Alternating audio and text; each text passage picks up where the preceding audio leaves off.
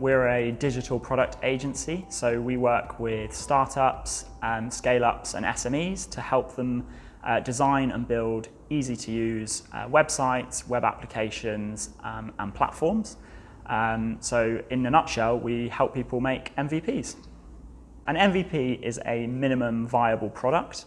So it's essentially an exercise whereby a startup tries to release a product which has the smallest number of features to test whether their proposition and product market fit is going to work before they spend too much money investing in huge amounts of features or technologies that users might not actually want to use. One of the biggest challenges I think we face as founders is getting really excited about our idea and our vision for where a product should go.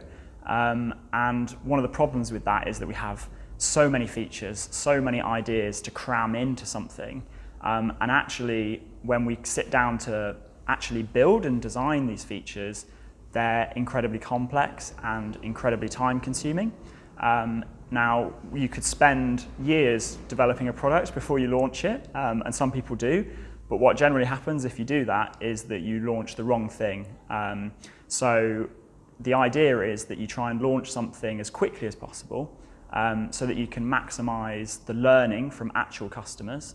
And so in order to do that, you really scale down the amount of stuff that goes into the first product. And by doing so, you speed up the time you can get to market, learn quicker, and then start building features based off of customer demand rather than our ideas and assumptions. Yeah, that is really the million-dollar question. I like to think of three things when I'm thinking about what goes into an MVP.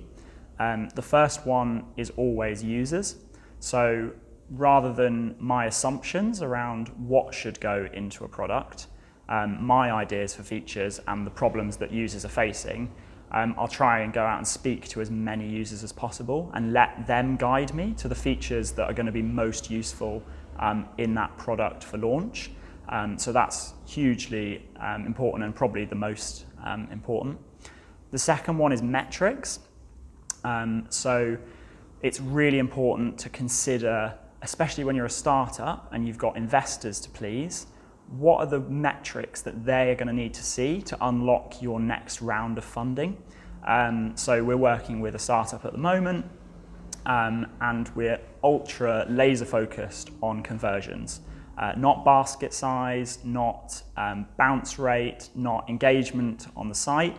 Those are all important, but we're laser focused on making changes around things that we think are going to boost conversions, because that's the metric that's going to allow them to raise money in a couple of months' time.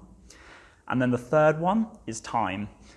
Always have a deadline for when you're going to launch your MVP, because it's the one thing that levels, is this going to make the cut or not? You can always push the deadline back, but by doing that, you're just adding more time and more money into something you're not yet learning from.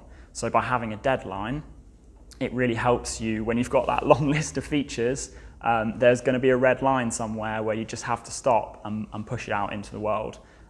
So yeah, those would be my three things to help you work out where to draw the line on an MVP. Keep it simple is the main one.